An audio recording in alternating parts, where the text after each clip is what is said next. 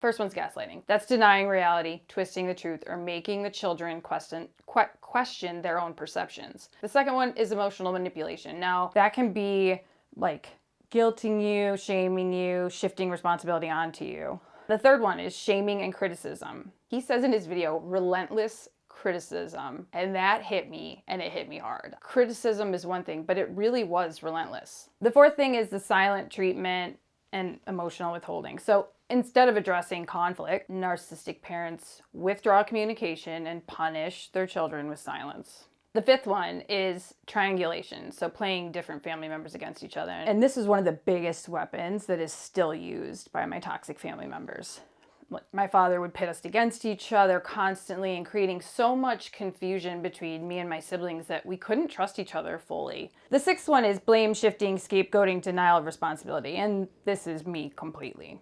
They tried to create a pattern of unjust blame directed at me so that I would internalize that blame, feel guilt and shame, and just be like their emotional trash bin. It didn't work on me, but it did create a pattern of blame that was mostly accepted from my siblings and my mother.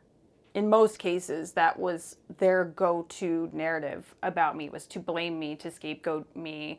It's Angie's responsibility and no one else's. 7 is love bombing and withdrawal.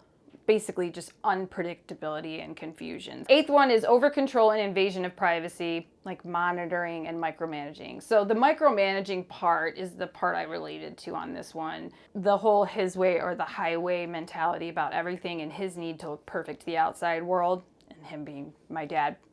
His control was relentless, repetitive, and just utterly taxing. You would just want it to be over. So number 9 is emotional over dependence. We needed to make sure we didn't make him mad, or we needed to make sure we didn't make my mom feel bad. Like any time you would have your own emotions, it was deemed as selfish, and you were told that. Number 10 is control by fear causing anxiety. So fear was literally the only form of discipline we experienced. Threats, intimidation, belittling, all leading to abandonment, punishment, which was usually grounding for an unknown amount of time, and physical abuse sometimes. The 11th one is emotional invalidation.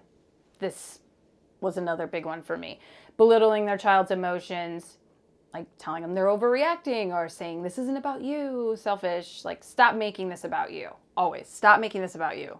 And then the last one he shares is a boundary violation. So where they overstep or just completely ignore your boundaries. And it's more on the side of neglect and abandonment for my family, but I think within those boundaries, it's looked at as we're not allowed to set boundaries or to individualize, make choices for ourselves because that's selfish.